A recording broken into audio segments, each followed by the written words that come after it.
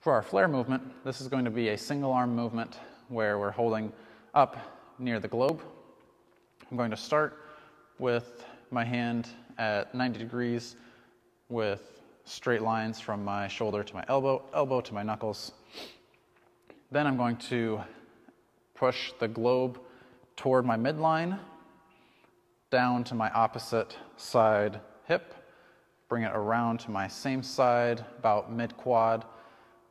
Then I'm going to drop the handle behind my back as I bring the globe up. Then I'm going to finish in a bent arm position out to the side. For this, you can rotate out, so my chest is going to be pointed a little bit more towards the globe. Then I'm going to retrace those steps by bringing the globe down as the handle comes up behind my back. Same side, opposite side, bring it up to where we started. So in full speed, that's going to look like this. And you can drop it all the way down into your switch curl. Because then if you wanted to do opposite sides, you can switch curl, flare, switch curl, and flare. So one thing to think about with this one is you want to have a more relaxed grip with your hand. If I'm holding the mace as hard as I can with all of my fingers in this position, it's going to be hard to rotate around as I do the flare.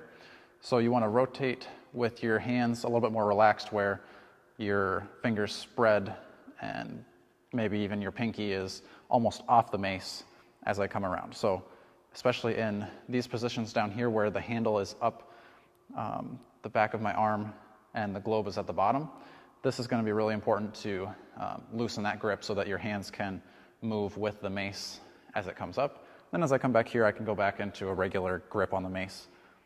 Then I loosen that grip as I come around, and then back to regular grip.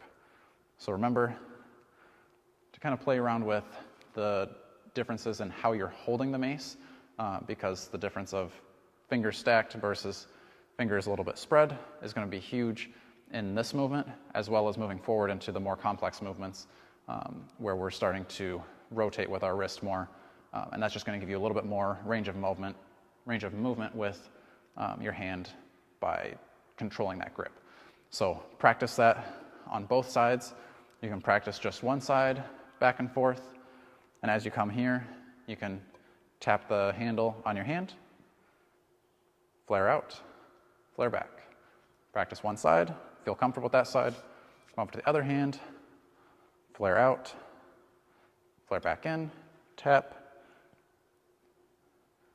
and back and forth. So then once you get comfortable with those single sides, that's when you can add in that switch curl and then practice it both sides back and forth.